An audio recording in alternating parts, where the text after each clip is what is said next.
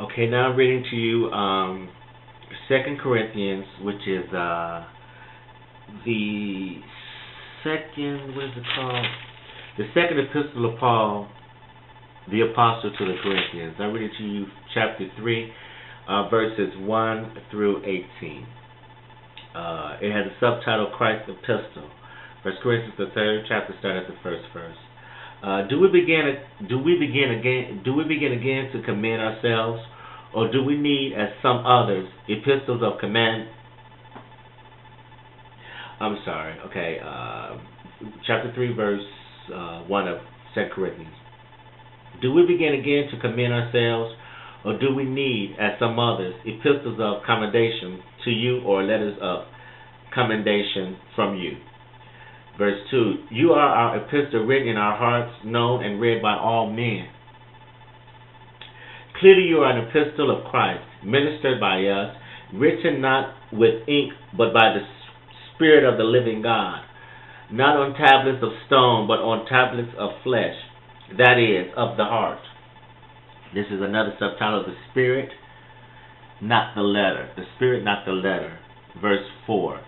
And we have such trust through Christ toward God, not that we are sufficient of ourselves to think of anything as being from ourselves, but our sufficiency is from God. Verse 6, who also made us sufficient as ministers of the new covenant, not of the letter, but of the Spirit, for the letter kills, but the Spirit gives life. Subtitle, Glory of the New Covenant. Verse 7. Glory of the New Covenant, verse 7. 1 Corinthians, the 2 Corinthians, the 3rd chapter, verse 7. But if the ministry of death, written and engraved on stones, was glorious, so that the children of Israel could not look steadily at the face of Moses because of the glory of his countenance, which glory was passing away. That's not a question. That's not a question. Which glory was passing away? Verse 8. How will the ministry of the Spirit not be more glorious? Now that's a question mark there. Verse 9. If the ministry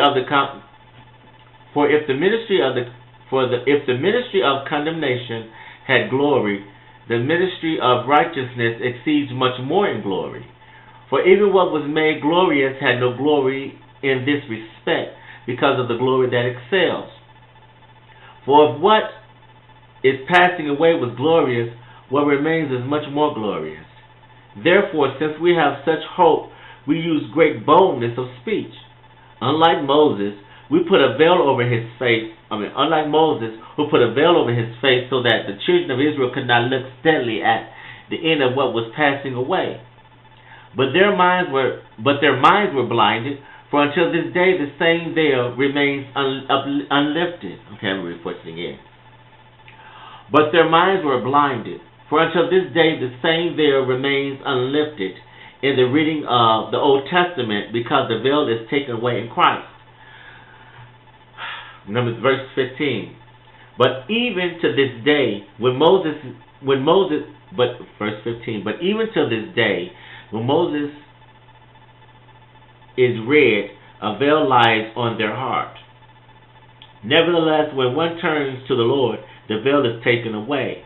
Verse 17. Now the Lord is the Spirit, and where the Spirit of the Lord is, there is liberty. Now, that's 2 Corinthians, the 3rd chapter, verse 17. 2 Corinthians, the 3rd chapter, and verse 17 says, Now the Lord is the Spirit, and where the Spirit of the Lord is, there is liberty. Where the Spirit is, there is liberty. Something like that. Okay, now 2 Corinthians, the 3rd chapter, verse 18, which is the last chapter. But we all, with unveiled face, beholding as in a mirror the glory of the Lord, are being transformed into the same image from glory to glory, just as by the Spirit of the Lord. Now I read to you 2 Corinthians, the 3rd chapter, verses 1 through 18. That's the 2 Corinthians, the 3rd chapter, verses 1 through 18. All right. All right. Be blessed.